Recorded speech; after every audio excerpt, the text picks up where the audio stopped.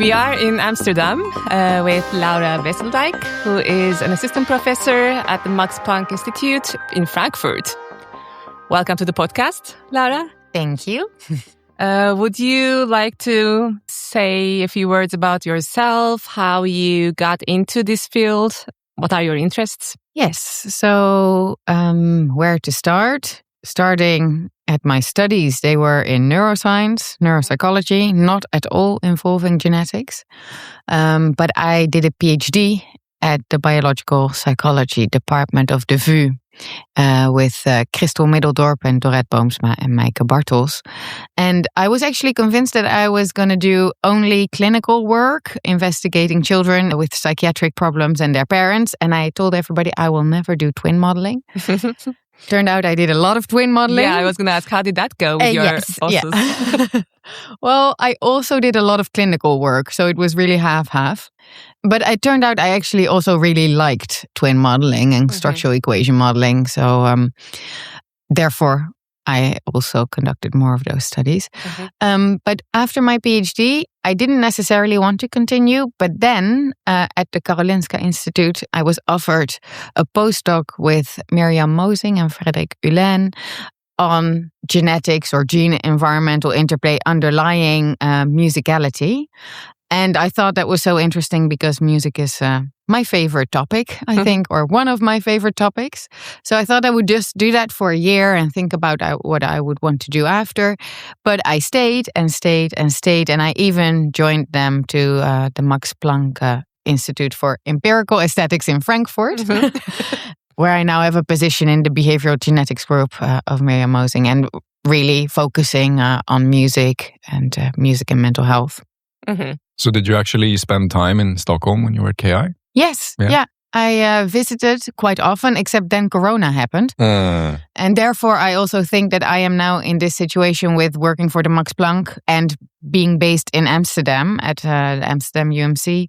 It's a collaboration, but it's also because we were very successful during COVID, working remotely together because I couldn't visit Stockholm anymore. Right. So I worked from Amsterdam still with Mirjam and Frederik. Mostly, yeah. Yeah. Cool. Yeah, Stockholm was very nice. It's a bit like Amsterdam, lots of water. Yes, true. Yeah.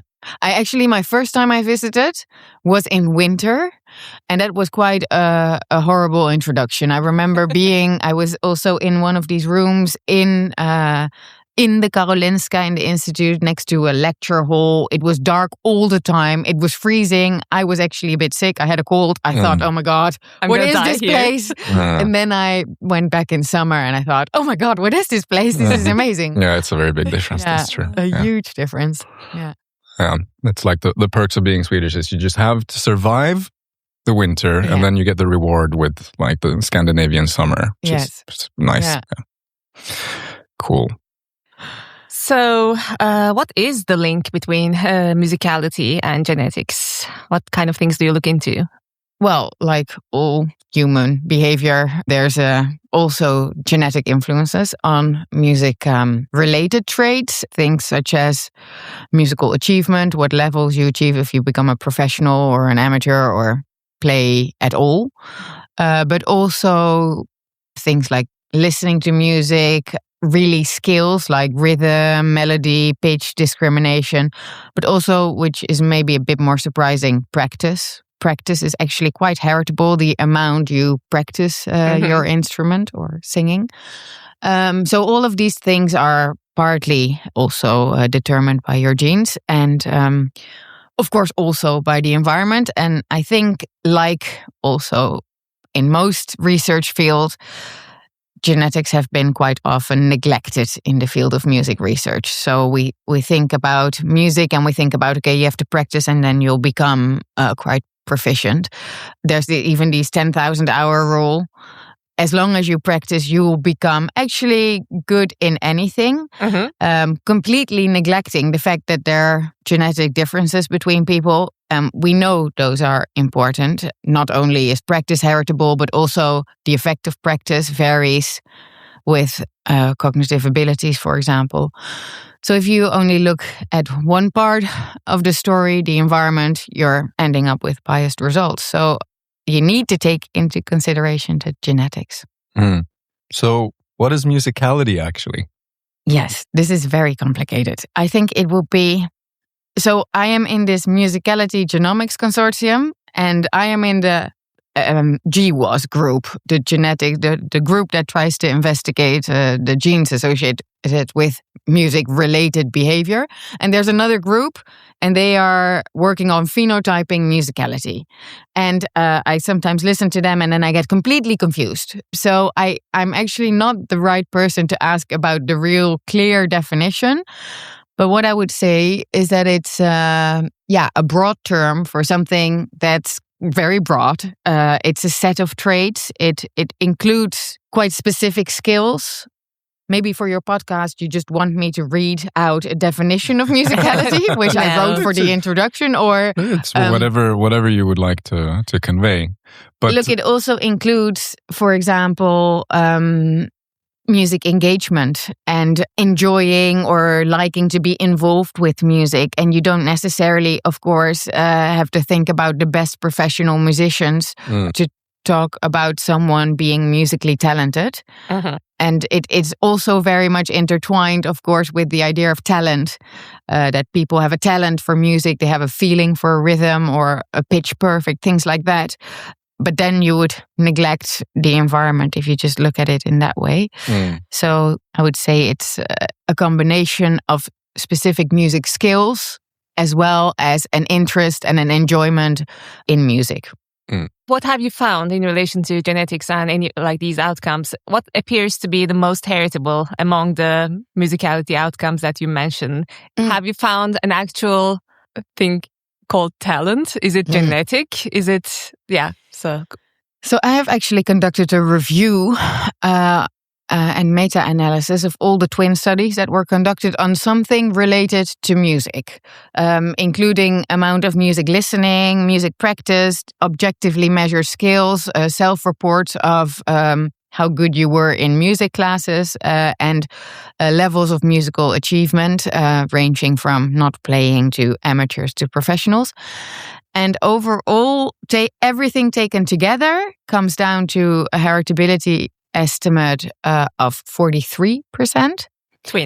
Twin studies, but it ranges from 0 to 86%. 0% being the studies done in young children, where the environment and the family environment is more of importance, and the 86% being musical achievement levels. Self-reported. So we saw a bit of a pattern that more objectively measured skills and achievement were higher heritable than, for example, engagement, playing an instrument, listening to music, and practice. And of course, as with all human behavior, higher heritability in adulthood than in childhood. Have you been able to disentangle talent from actual persistence and motivation? No. In the sense, because when people say self-report their level of musical achievement, I guess it's impossible to say whether it's talent or whether they have actually worked on it for how many hours was it? 10,000 hours. Yeah, the famous rule of thumb. I was thinking about that when you said that practice is also heritable. Yes. Yeah. That must have substantial overlap with other similar traits, like whatever grit or conscientiousness or just like general educational attainment maybe. Or what seems to be the correlation between those things like musical achievement and education or conscientiousness or any personality characteristic at the genetic and at the phenotypic level? So do you have any numbers that you can think of? No, not really, because not precisely, but we know that it correlates highly with education level. Phenotypically. Genetically, we are actually currently working on the genetic correlations between the first music GWAS or large meta music GWAS that was conducted within 11 different cohorts. Which phenotype exactly? So there was one GWAS done on musical achievement and one on musical training. What's the difference between these two? So achievement is how well you play music, and this is obviously slightly subjective. Their skills included that you really have 10 options that you can say, oh, I got money for making music and things like that. But it could also just be the question, have you been complimented on your music skills? Okay, got it. And the musical training is amount of practice that you've done in your life. So they're quite distinct when you think about music, but they're quite close together when you look at it genetically. Right. There's a high genetic correlation, but high, I don't know the precise number, but I think the highest genetic correlation is with educational attainment. With both phenotypes or just with training? Okay. No, with both phenotypes. And phenotypically, we also see this, that music engagement correlates with educational attainment. Out of the personality traits, openness to experience is actually stronger associated than conscientiousness. Oh, that makes sense. Yeah. I mean, music is related to many outcomes, mental health outcomes, cognitive abilities, education levels. So, it's going to get a tiny bit technical, but I have to ask this. So if you subtract the training GWAS from the achievement GWAS, will you find the talent GWAS? Yeah, I think we will. I mean, we were also thinking, we are thinking about, for example, subtracting educational attainment. But I think our phenotyping hasn't been precise enough to really subtract the musical training from the musical achievement and come down to a clear phenotype, a clean phenotype. There's too much measurement error. Yes. You're combining measurements from different cohorts all over the world. And I would love that this would be the case, but I wouldn't dare to conclude that. Yeah, that makes sense. Yeah, go on. Am I allowed to to look at the definition of musicality the way I wrote it myself in the Music GWAS intro? Okay, so I wrote as a definition, musicality is commonly defined as a multifaceted set of traits involving the capacity, tendency, and sensitivity to perceive, process, and engage with music, such as pitch, rhythm, and melody perception. It encompasses both perceptual and productive abilities. So, and this is an official definition, actually based on references from this phenotyping group from the Musicality Genomics Consortium. But it's so broad. I just like to refer to music-related traits, or when we try to study it. Right. Yeah. Intuitively, to me, a lot of those things would be something that is adjacent to musicality, but not necessarily what I think about intuitively when I think about musicality. So like you could have someone who loves listening to music, but that has no sense of pitch or rhythm at all, for example. And that would still be considered as part of the cluster of musicality-related traits by this definition, for example. Yeah, these things are not necessarily correlated with each other, as far as I understand. They might be correlated, but they're not highly correlated. Maybe, something like that. Yeah, I mean, I guess actually engaging with music, liking music, listening to music is probably a necessary factor for musical achievement, but not the other way around. Let's talk about Beethoven. Okay, let's do that. And his DNA. Yes. So can you tell us a little bit about what's been done there and what's been found? Yeah. So Beethoven had a very complicated life health-wise. And before he passed away, he apparently told his brother that he wished that they would find out what had been going on with him. And parts of his skull were preserved and some hairs were collected. And a different research group sequenced his DNA a couple of years ago. And obviously didn't address music. They looked at health outcomes. And at that time, actually, there wasn't yet a music GWAS, which we previously talked about, available. But there was one GWAS available that is slightly associated with music. Can you clap in time to a beat? Yes or no? that made use of 23andMe data. So we thought it would be interesting to look at Beethoven's polygenic index for clapping in time to a beat. And I must say, we pre-registered this. We thought we would write a commentary about individual level genetic predictions. So we really didn't want to write about Beethoven's genetic predisposition for music. We wanted to write about polygenic scores and applying them on an individual level. And it turned out that he was really the perfect example because he scored really low.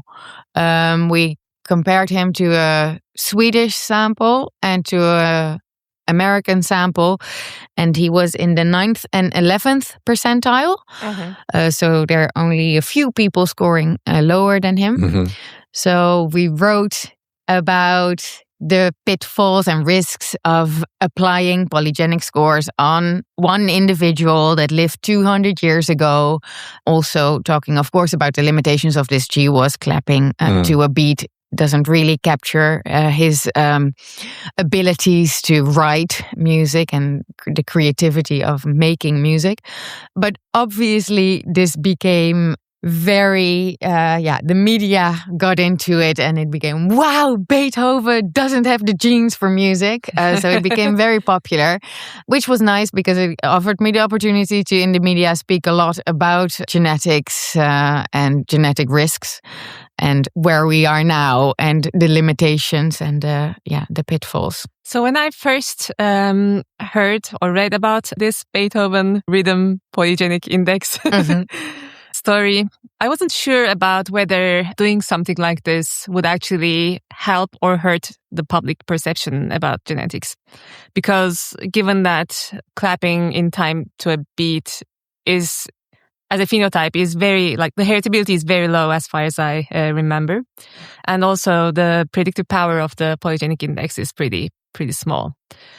So as you have experienced, when you look into something like this, the media runs away with it. What's your feeling after the fact about whether this helped to actually inform the public about genetics and that these outcomes are not highly predictable by genetics, genetics are not deterministic, etc.? Has it helped? Or do you think the way that the media presented it actually may have also done some harm? Well, I think it has helped, but obviously it became out of my control. We really put a lot of effort in press releases and in speaking with the media. I even gave a TED talk about it, and we really wanted to get the correct message across. And I've worked very hard for that, and all of us. So I think that the people that I spoke to or that I have spoken with really were surprised and happy about the explanation and gained more insight into genetic research and what we can and cannot do these days. However, of course, media goes fast, easy, quick. What will people read? And I'm sure that there has also been, some simplified, deterministic conclusions written in certain paper, which I will never see or know of. But I think in the end, it does help because I think most people don't know or understand genetics at all. And then they read things like genetic predictions and they think very deterministically. And we really are... most important aim is to make more clear that it doesn't work that way. It isn't nature or nurture. It's together, intertwined, complex predictions. You can make them, but you can't really on an individual level. And so I think overall, even though there will be a part which isn't properly representing your work, I think the majority will represent what we wrote and contains important information for people to get better insight into genetic research. But of course, I mean, your old metrics don't tell you the things that people end up in their head with. But I think the people that I spoke to and the explanations I have given, people were always happy and understanding about it. Good. That's good to hear. Yeah. What about musicality and mental health? So you've done a bunch of studies looking at the link between those two. Yeah. I think this is one of our interests of both Miriam and I. When I first did the study, I thought, as I am a musician, or I was a musician myself as well, that I would find that people that engage with music have better mental health. And then I looked in the Swedish twins. So this is a population cohort. And I actually found that phenotypically we saw more mental health problems among people engaged with music, playing an instrument, but not only professionals, because you can imagine that professionals maybe experience a lot of pressure and therefore mental health problems, but also among amateur musicians. There were more depressive symptoms and burnout symptoms, I think, and mood disorders. And yeah, that was not what I expected. But then obviously with my genetic point of view, we looked at familial confounding and we saw that associations disappeared when you control for familial confounding. So that already gave an indication that there could be some shared genetic influences. And then in later follow-up studies, we used polygenic indexes to look at predisposition for psychiatric disorders. And we saw that people with higher genetic risk for MDD, bipolar, and schizophrenia more often engage in music. So that confirmed that there is some genetic overlap between music engagement and mood disorders. And that is, well, I want to say nice, but that's not the correct wording, but it explains that on a population level, even though maybe playing an instrument or music can make you feel relaxed or happy or can help you cope with mental health problems, people that engage in music also more often are prone to mental health problems. So I was just happy to not have to conclude that music making makes you depressed. Well, so I mean, do you know anything about the mechanisms there? Because I can think of two mechanisms that kind of seem natural to me. One of them being music is a form of expression, right? So I, for example, tend to play guitar more when I'm less happy because it's kind of a way to cope and a way to express yourself. So in that sense, I think it makes sense for people with mental health problems to be more likely to engage in music. But it could also be some sort of confounder, like not necessarily confounder, but like it could be creativity, right? So we know that there is a relationship between creativity and, for example, schizophrenia. So if schizophrenics tend to be more creative, I guess it makes sense that you would see more musical engagement among them. So are there any studies, or have you looked into the mechanisms between the two? Well, I try to look into the first scenario, looking at gene-environment interaction, whether people with a genetic predisposition for MDD or schizophrenia or bipolar that play music have less symptoms, to see if they use it as some kind of coping mechanism. However, we never found any significant effects, also because you need really large samples for these interaction effects to be significant. Because I would personally think, and also from my own experience, that music can be a bit of an outlet for my own mood. So I think that's what is happening. However, on these large population level data sets, it's very difficult to disentangle the exact mechanism. We just know whether people engage with music, how much they practice, and we know their mental health status from registry-based diagnosis. Is there any longitudinal data that you could look into to see whether more mental health problems lead to more musical engagement in time? That's actually, what we have with the Swedish twins, but it's just, I would say we're a little bit underpowered. Most likely, yeah. Yeah, to really, we need more precise information on real music making amount and then how the mental health trajectory goes. And we know somebody got a diagnosis at this day. Right. So we don't... But it seems possible then that this would be a classic case of the Simpson paradox, where you have a negative correlation between the two, but the causal effect of musical expression is actually positive. Yeah. Yes, a little bit like that. You would see that antidepressants are more often used among depressed people. But so this is exactly a bit my aim of my research, to look into this in more detail, and also into the mechanisms, but then indeed being a little bit limited by these data. But I will definitely continue investigating this. And also because now we're really talking about making music and playing an instrument, but also more passive music engagement, like listening to music. And I also have done previously some research on genres, and that in relation to emotion regulation or mood regulation, because I know also that I like certain types of music in certain moods and circumstances, and they can somehow either amplify my mood or they can reverse it. And can you share some details about the genre specific effects or that? Yeah, so I really like metal and Same. listen. Yes, so do we. Yes, that really gives me energy. Can also maybe channel anger in a way that it can make me very relaxed and comfortable.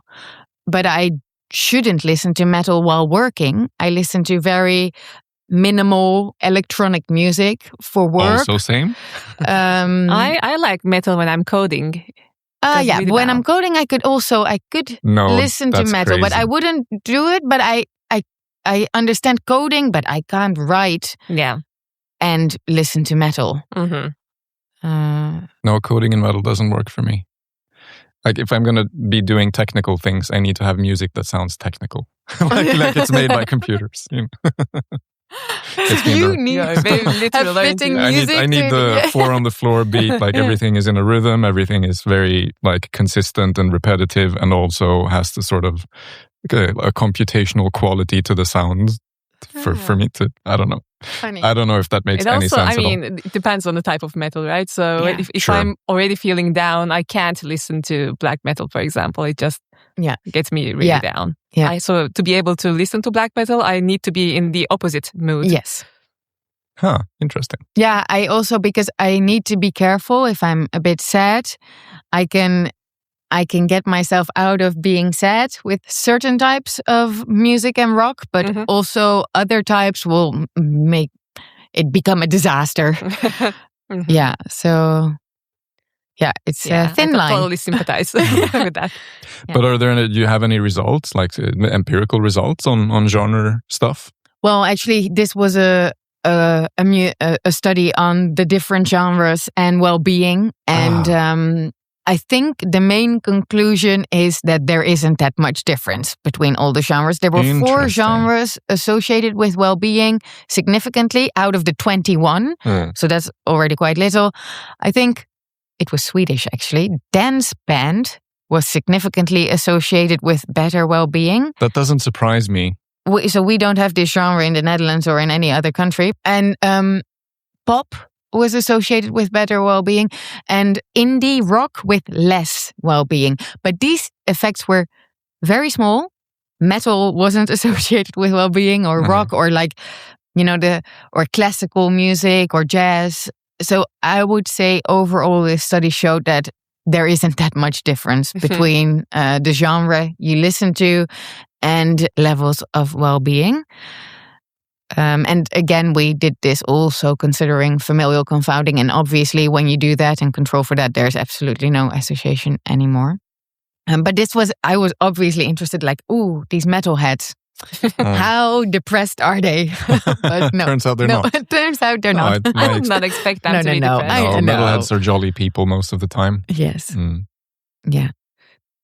If you could only bring one thing to a deserted island, what would you bring? I find this a very difficult question. This is the question where I don't have a clear answer to. I've been thinking about it, and I thought immediately practically like a boat water purifiers. But then everybody else answered all these fun things. Okay. I understand the impulse to give a non-boring answer, which like a boat and a water purifier is a little bit boring, although still better answers than a laptop. Yeah, well, then now comes the second problem. Then I thought, I am very bad at being alone and I like people around me. So I thought, I will bring my boyfriend. But then my boyfriend told you in the first podcast that he would bring a laptop. So my pride is just a little bit too high to say that I would bring Abdel, but I think I would bring Abdel. So no children? Yeah. Who takes care of the kids now? Also, this is getting even worse. Let me put this out there. If this is a person that you truly wish the best for, why would you place him on a deserted island? It's super evil, actually. Yeah, so save my baby, take Abdel. Okay, that's why. Yeah, so it's punishment for him bringing the laptop. Exactly. Okay, this all works. Yes, it all works out. Or works out. Well, there's one kink in it that doesn't quite work out, because then he was thinking of you when he brought the laptop. He was making sure that you wouldn't be in his situation. Yes. I'm not sure if he was really thinking that. No, probably not. Yeah. No. Okay, you're bringing Abdel, so now you're both stuck. Yes. Great. Yes. Wonderful. Yeah. Do you read? You do read fiction, as I can see. Well, this is not necessarily all fiction. I'm looking at Laura's bookshelf. Yes. On the right is all fiction. On the left is all science. Yes. Yeah. Okay, so what's your favorite fiction book that you would recommend people to read? It's Project Hail Mary. I really love that book. I'm actually not sure what the writer is called. Something Andy. How do you pronounce Andy? Weir. Mm-hmm. Andy Weir. But what's important is that you have to read it, because since last week it's in the cinemas. They made a movie of it. But I don't like that, of course, because it's a really great book. Have you seen the movie? Not yet. And actually the critics are really positive. So maybe I shouldn't be negative about it. But it's just so rarely that you find a movie good when you have read the book. And the beauty of this book is that you have no clue what's going on. And you're in the mind of this guy. But it's really an amazing book. I had a lot of fun reading it. I have recommended it to a lot of people who all thanked me for reading this. And also Ryan Gosling is the main character in this movie. How do you feel about that? Not good. It's about a biology high school teacher. I could see that. Yeah. Well. I'm gonna go to the movies and I'm gonna check it out and I'll give it a fair chance. But please read the book before you see the movie, because Remember, I don't think the book first. That's a good general rule to follow. Yes. Yeah. Would you place it in like any category or genre of? Yeah. So fiction? It's science fiction, and I never really read science fiction. I think this might have been my first science fiction book, but it was very enjoyable. Do you plan to read more science fiction books now that you read this one? Well, I read more of his books. He wrote The Martian as well, which is also a movie. Yes. And seen Artemis. So I read I don't know if it's all of his books, but I read his books afterwards and enjoyed them as well, but not as much as Project Hail Mary. We've actually had quite a few science fiction recommendations in this podcast. Almost everyone recommends science fiction. I think Hans Fredrik was the only one who didn't so far. And he recommended fantasy. Yeah, so. That's close. Oh yeah, no, Perlin also recommended something not science fiction related. Which I guess it makes sense that we get science fiction books from scientists. Yeah. Yeah, and this is a very science book. There's a lot of science happening in this book. And I can't say anything else because I can't even say what it's about, because then it would ruin the fun. Yeah. Okay. It's about Ryan Gosling, is what you're saying. No! Would you be willing to share a weird, funny, quirky fact about yourself? Well, so I played the drums I played the electric guitar. But actually for 10 years, I played at a quite high level, extensively, the trombone. That is very awesome. Thank you. Thank you. Yes, and slightly unexpected. I was 8 when I started, and the trombone was bigger than me. Bigger than you, of course. Yes, I couldn't reach. Did you choose this instrument, or was it like, how did you get into it? So when I was 7, I did this year of trying different instruments. You could do that at the music school. So every month you tried out different instruments. And you're like, oh, this one is bigger than me. I think I really liked the teacher. He was so kind. There was trumpet, tuba, trombone, and I really like low sounds. So, and this teacher was very nice. So, I mean, this is what happens when you let a 7-year-old choose. I think it wasn't really based on having a clear idea of what it meant to play the trombone, but I continued for 10 years. And why did you stop? I went backpacking and I didn't bring the trombone. That's understandable, to be fair. Yeah. And so now, when was the last time that you played trombone? Well, this is also an interesting fun fact. Hillary Martin came to visit with her children during the Christmas break. And her son apparently had a toy trombone and then saw my real trombone, or somehow so he really wanted to play the trombone. So I picked up the trombone and he played the trombone and I played a bit of trombone again. So I actually played this year. Nice. No, besides these sporadic moments, I don't. So this is an unexpected fact about you, I guess. But is there a funnier fact about you that you would like to share with our audience? Thank you, Aysu, for this question. I was prepared for this. Okay, there is a story. Around 10 years ago, I told my colleagues that when I was 10, 11 years old, I did, as a hobby, acrobats on a horse. Really? Yes. So, first of all, my colleagues couldn't believe... Were you playing the trombone while you were doing it? Oh, thank God not. So, first of all, they didn't believe this sport existed. But it does. It's called vaulting in English. I actually checked Google Translate this morning because I was prepared for this question. Then, second of all, they didn't believe that I would do this. My parents have documented my whole childhood. I have 100 photo albums of myself, except they never took a picture of me doing this vaulting. So it became the running joke of the department that Laura thinks she did acrobatics on a horse. And my lovely colleague Jorien Treur makes sure that everybody who visits the department hears about this within a week. But when I was 10 years old, I did running, jumping on running horses. I did even with 3 girls on top of the horse. You would make towers or make a flag. I really did this, and it's up to you if you believe it or not. Your parents were like, let's pretend this didn't happen. Maybe that's the reason. The ultimate gaslighting. Wow.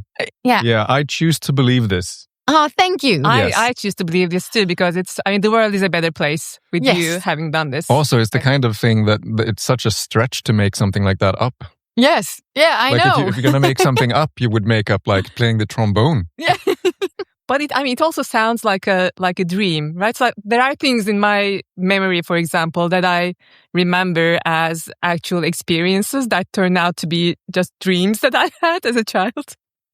So but okay, I must also say I did this for 2 years every Sunday, and because I already had so many hobbies, like playing the trombone, I had to clean my father's car every Sunday, and then I was allowed to have another hobby and go to this vaulting practice. Yeah, I guess that would not really enter into a dream. No, car cleaning. No. For 2 years, yeah, I still can't believe they never took a picture of this. Yeah. Maybe we'll leave it up to the listeners to locate the evidence for this. Much like we left it up to the listeners to locate the evidence of Abdel's little tune here that we have now managed to locate. You're welcome. Thank you very much for that. Yeah. So, Laura Wesseldijk, thank you for coming on the Born and Raised podcast. You're welcome. I enjoyed it.